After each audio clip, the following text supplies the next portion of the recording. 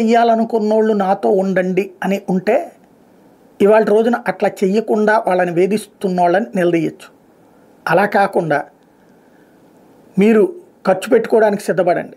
Minimum 40 కోట్లు 50 కోట్లు ఖర్చు పెట్టుకోవడానికి సిద్ధపడండి. మీరు అప్పు చేస్తారో సొప్పే చేస్తారో లేకపోతే మీ వ్యాపారంలో డబ్బులను తెచ్చి పెడతారో పెట్టండి. మనం అధికారంలోకి వచ్చాక మీరు సంపాదించుకుందరు కానీ అవి ఒక 2-3 ఏళ్లలో సంపాదించుకున్నందురు కానీ ఇది చెప్పబట్టినే కదా అనేక మంది పారిశ్రామికవేత్తలు వ్యాపారులు వచ్చేసి మొన్న రాజకీయాల్లో దూరింది. దాని తర్వాతనే కదా ఇప్పుడు వాళ్ళు డబ్బులు డిమాండ్ చేస్తున్నారు. అక్కడ చిన్నపాటి ఇసక్కైన డబ్బులు డిమాండ్ చేస్తున్నారు, మట్టికైన డబ్బులు డిమాండ్ చేస్తున్నారు.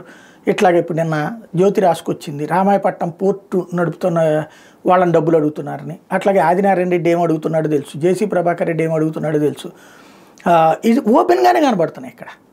బట్ ఇదివరకటి రోజుల్లో ఇట్లా ఓపెన్గా కనబడితే అసలు వదిలిపెట్టేవాళ్ళమా మనం? వెంటాడి వేటాడేవాళ్ళం కదా. చిన్న ఇష్యూ దొరికిందంటే అది కూడా ప్రత్యక్షంగా ఎవరు అనకపోయినా సరే దాని వెనకాల లేదు, దాని వెనకాల అది ఉందంట ఇది ఉందంట అని చెప్పేసి పొంకాను కదన్నారు. అది ఒక విధ్వంసక పాలన.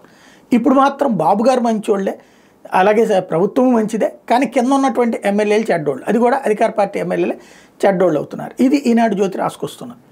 మరి వాళ్ళు సంపాదించుకోవచ్చు అని హామీ ఇచ్చిన వాళ్ళకి తప్ప, అదే సందర్భంలో ఇప్పుడు సంపాదించుకుంటున్నది తప్ప. వార్తలు రాస్తున్నాం కాబట్టి మనం పవిత్రులం అయిపోతామా?